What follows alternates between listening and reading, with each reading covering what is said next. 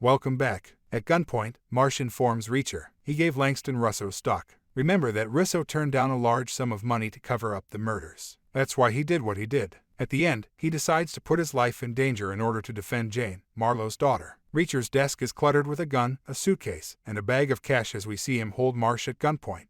Jack issues a warning to him. He either shoots him where he stands or gives himself and then lives out the rest of his days behind bars. The former MP kicks the desk, pinning Marsh against the wall as he goes for the revolver. With a tree trunk for a leg, Reacher keeps him stuck there. He keeps applying pressure. Marsh responds to his inquiries. His mission was to report to Langston when Russo got too close. Regarding the 650 shoulder-holstered missiles Langston was selling, he had no knowledge of them. Additionally, Marsh notifies Reacher that Grant is alive in the hospital. Reacher may ask him questions. Marsh goes to grab his gun then. Jack fires, striking his temple with a flawless piece of hot lead. In a funny gesture, the unkind giant presents a roll of hundreds to Neagley as repayment.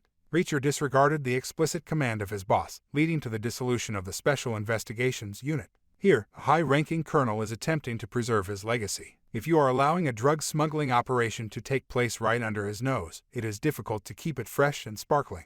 Jack promises his superior that he will remove the ring, whatever. He extends an invitation to any member of his team to join him. Those that comply will probably be let go or sent to an outpost where they wish they had stayed. Nobody on the team gives a wave. They will use surveillance to keep an eye on the hangar because the operation is likely to be finished tonight, as most of the base is closed on weekends. Indeed, they manage to apprehend 3 officers who are smuggling heroin in the tires of big military Humvees. That's when the purchasers arrive. With the exception of one military commander, all of them were killed by the special investigators. His leg breaks. However, as Reacher notes, he broke his leg in the fall. Jack attempted to climb over the fence to escape, but instead he just drove the car over it.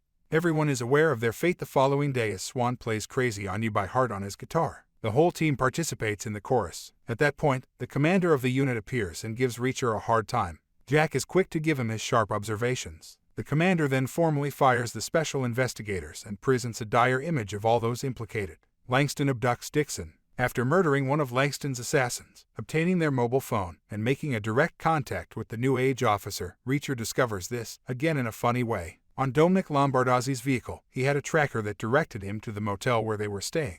They had just come to the hospital to interrogate Grant. He admitted to the two that Langston was going to meet the buyer tomorrow at 5 p.m. after they had tortured him. After that, Reacher injects Grant with air into his IV, resulting in an embolism that kills him. This is for Gaitano Russo, the former lawmaker continued. Reacher strikes a deal with Lavoie at the end of the episode to send his security team, a blend of former Army Rangers and Navy SEALs, on a mission to save his buddies. In order to surprise Langston, he needs to surrender and get a jump on them. Jack has seen France's autopsy record and believes he can withstand the torture he will probably undergo. As the song Let the Man Go Through plays, the massive ex-military officer enters the New Age grounds, and the security squad draws their firearms. Langston brings O'Donnell and Dixon's, strapped to gurneys, out to see him for an unknown reason. For more, subscribe.